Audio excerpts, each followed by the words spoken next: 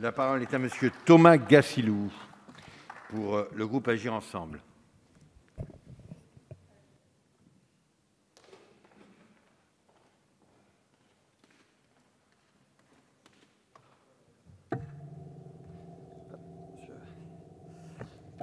Monsieur le Président, Monsieur le Ministre, Monsieur le rapporteur, Monsieur le Président de la Commission, mes chers collègues,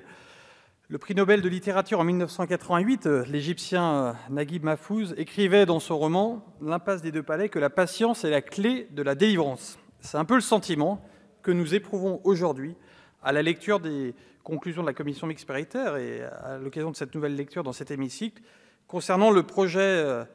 tant attendu de projet de loi relative au développement solidaire et à la lutte contre les inégalités mondiales. Il vient en effet relayer la loi dite LOPSI, en date du 16 juillet 2014, et témoigne d'ailleurs de l'attention portée par le gouvernement et le Parlement à ce sujet. À la fois méconnu de la majorité de nos compatriotes, mais également source de certains fantasmes auprès de nos partenaires, notre politique d'aide publique au développement n'en constitue pas moins une dimension importante de notre action internationale. Il devenait donc urgent et important pour le Parlement de légiférer sur cette nouvelle programmation. Si l'on peut quelque peu regretter l'aridité du dispositif législatif compensé néanmoins par l'exhaustivité du cadre de partenariat global, on ne peut que se réjouir de certaines avancées proposées par le texte. Nous pensons notamment à l'article 2, qui renforce l'information du Parlement, notamment sur la programmation budgétaire prévue à l'article 1er, la cohérence des politiques publiques susceptibles d'avoir un impact sur les objectifs de développement durable dans les pays partenaires. À l'article 6, qui promeut les dispositifs de volontariat à l'international, y compris dans le cadre de volontariat dit réciproque, ou encore à l'article 7, qui filialise l'opérateur Expertise France à l'Agence française de développement. Ainsi, avec ce texte, la France ambitionne de se doter de moyens pour lutter plus efficacement contre les inégalités mondiales et de protéger les biens publics mondiaux. La révision des objectifs, des modalités d'intervention de la politique française de développement international est d'autant plus indispensable dans le contexte de la crise mondiale provoquée par la pandémie de Covid-19.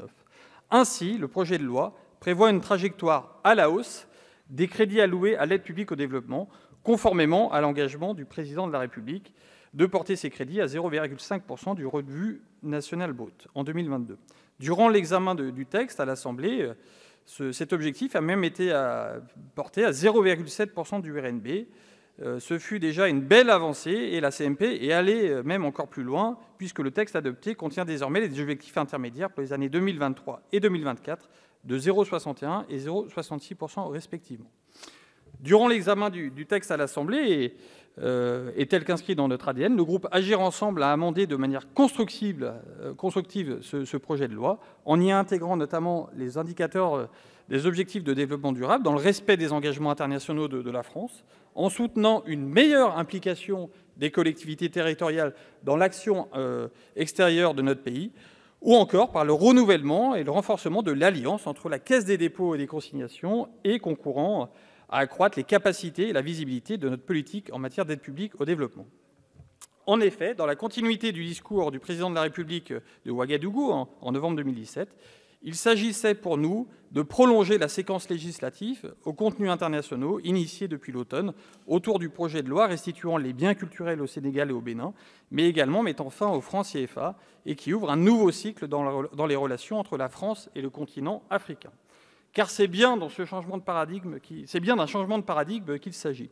S'il nous faut désormais lutter autrement contre le terrorisme djihadiste, avec des nouvelles modalités, des interventions militaires peut-être plus courtes, et un nouveau modèle de coopération militaire, nous devons également coopérer autrement en matière de développement. Au discours pessimiste, voire fataliste portant sur le développement économique africain, il nous incombe de considérer cette nouvelle programmation dans un cadre partenarial qui puisse s'adapter aux nouvelles contraintes induites par la rapidité, parfois la déformation de la circulation de l'information. Nous appelons ainsi tous les acteurs de l'APD,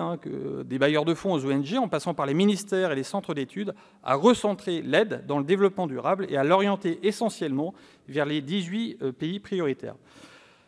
À prendre en compte effectivement les priorités des États et des populations concernées en les associant réellement à l'instruction et à la conduite des projets. Enfin, alors que notre pays présidera le Conseil européen à partir du 1er janvier 2022, une meilleure coordination des moyens et des objectifs doit être recherchée à l'échelle mondiale afin que l'aide puisse trouver le chemin d'une ambition réaliste et raisonnable et ainsi gagner en crédibilité. Je vous remercie. Merci, monsieur le député.